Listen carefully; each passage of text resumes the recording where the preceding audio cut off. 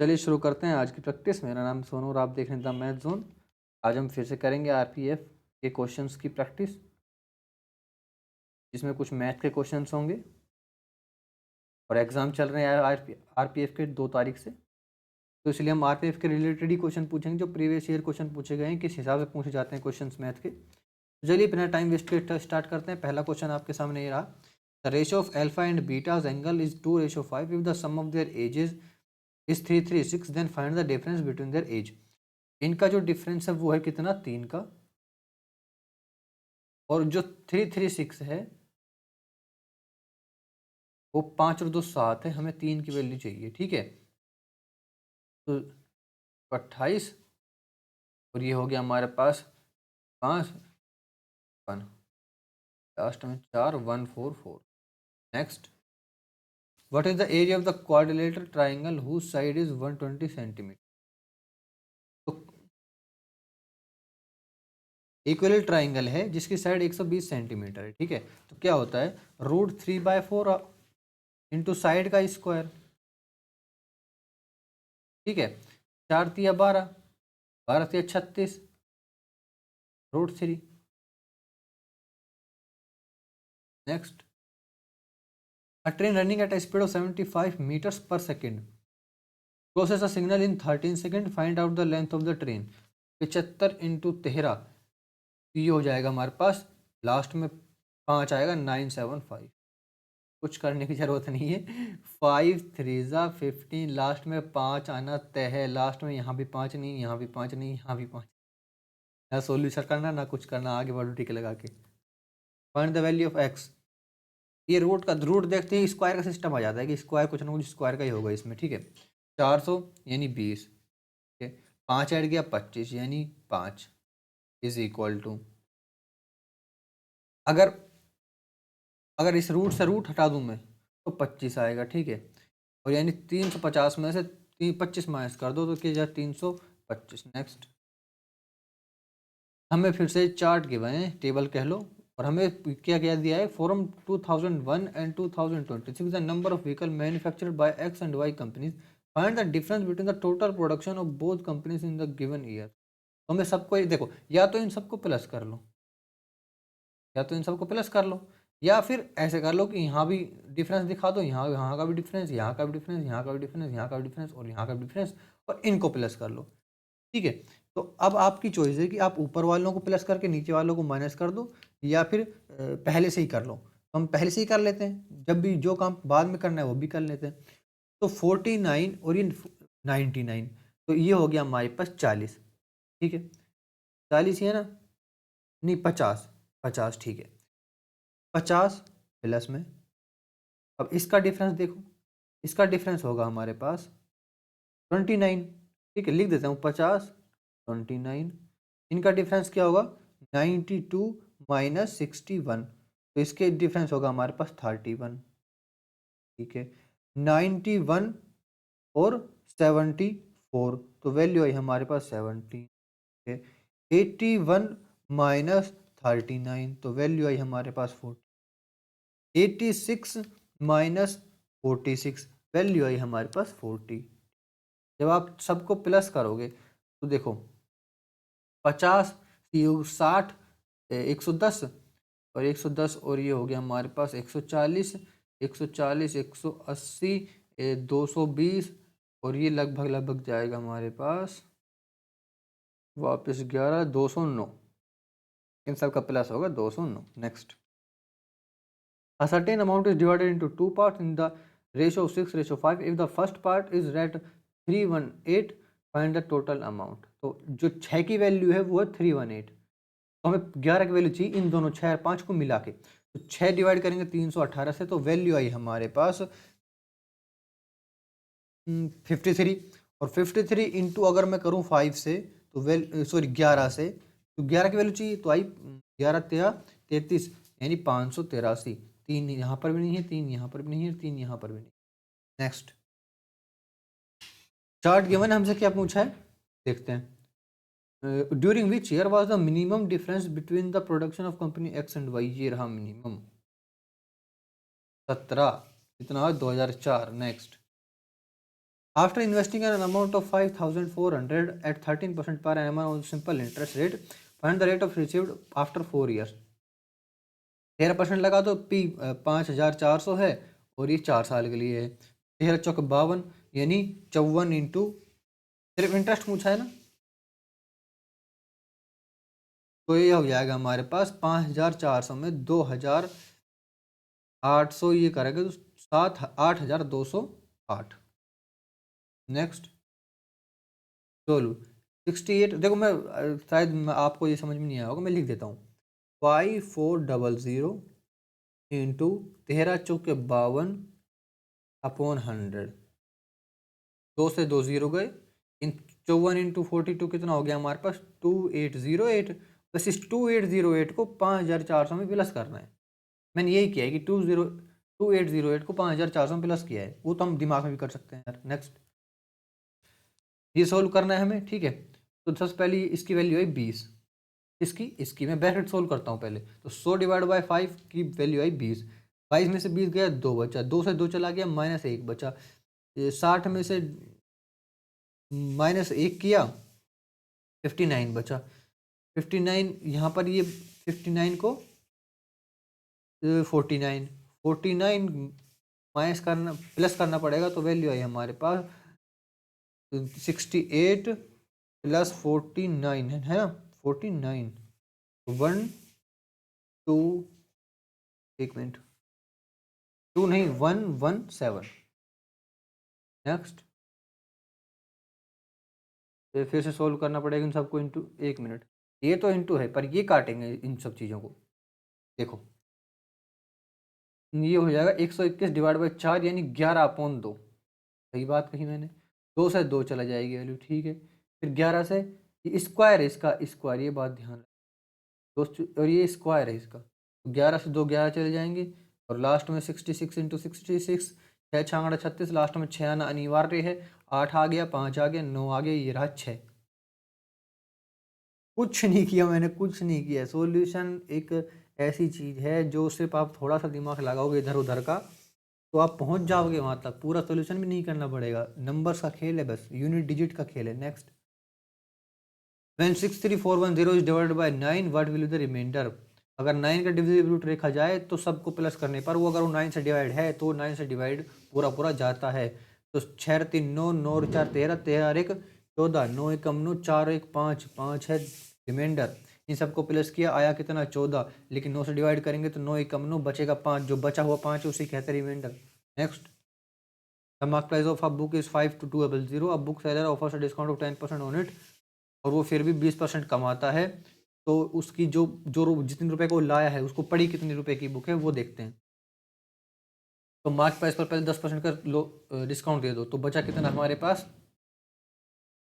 520।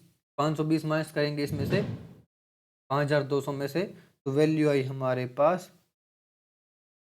4,680। 4,680 जो है वो 120 है, ठीक है। तो हमें चाहिए 100, इस 0 से 0 गया 12, ये हो जाएगा 12 बराबर 36, और करनी में 108, 00 100 लगाएंगे यहाँ पर, 100 की वैल्यू चाहिए थी, 00 आ गया। Next, the average weight of 11 players state level cricket team is 115, when the coach was added the average weight increase by 1 kg, how much is the weight of the coach.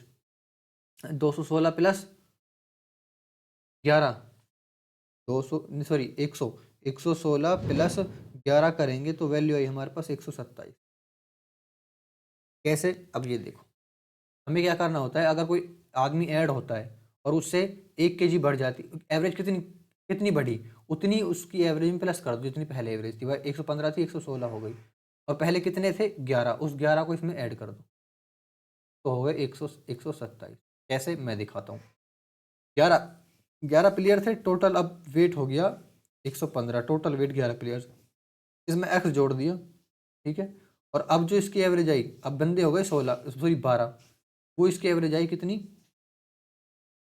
एक average बढ़ गई 116 हो गई, 12 into 116। अब इसको solve करोगे तो x की वैल्यू 127 ही आएगी, देख लेना।